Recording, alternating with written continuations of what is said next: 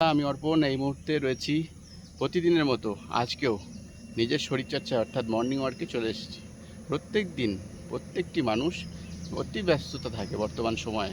সেখান থেকে দাঁড়িয়ে যদি নিজেদের শরীরচর্চার ওপরে একটু মনোযোগ দেন, তাহলে সেক্ষেত্রে আমার মনে হয় যে কোনো রোগ প্রতিরোধ করার ক্ষমতা থেকে আমরা মুক্তি পাই।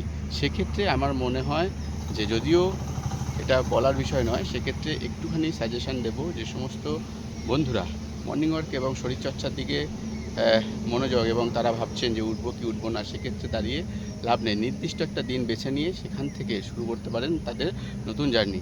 সেক্ষেত্রে আজ আবারও প্রতিদিনের মতো আমি মর্নিং ওয়ার্কে চলে এসেছি।